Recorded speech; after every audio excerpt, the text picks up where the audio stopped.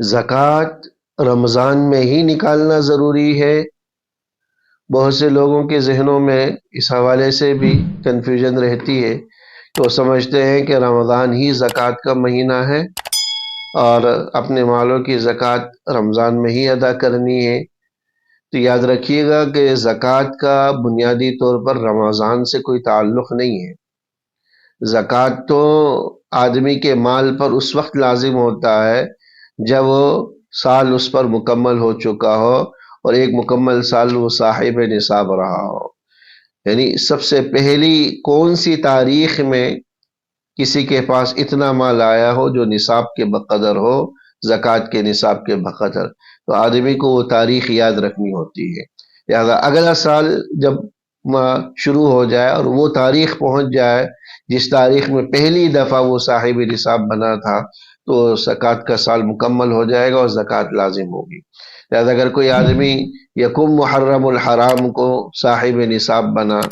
کوئی سفر کے مہینے میں صاحب نصاب بنا، کوئی ربیع الاول کے مہینے میں صاحب نصاب بنا، تو جو ربیع الاول کے مہینے میں صاحب نصاب بنا ہے پہلی دفعہ، تو اگلا سال ربیع الاول کے مہینے کی اسی تاریخ میں اس کا سال مکمل ہوگا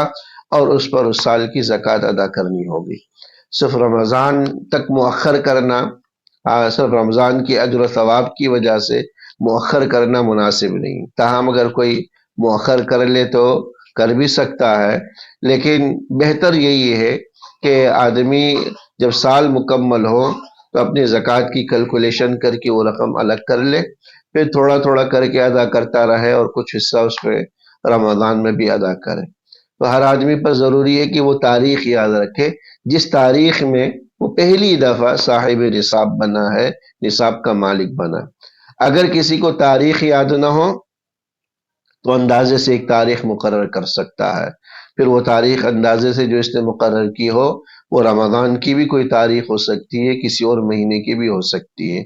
رمضان کی ایک تاریخ یا کسی اور مہینے کی ایک تاریخ طے کرنا ضروری ہے، یعنی پورا مہینہ نہ رکھا جائے، بلکہ یکم رمضان یا 10 رمضان یا 15 رمضان یا 20 رمضان کوئی ایک تاریخ مقرر کر لی جائے، یا کسی اور مہینے کی حسب سہولت کوئی ایک تاریخ مقرر کر لی جائے اور اس کے مطابق زکوٰۃ ادا کی جائے۔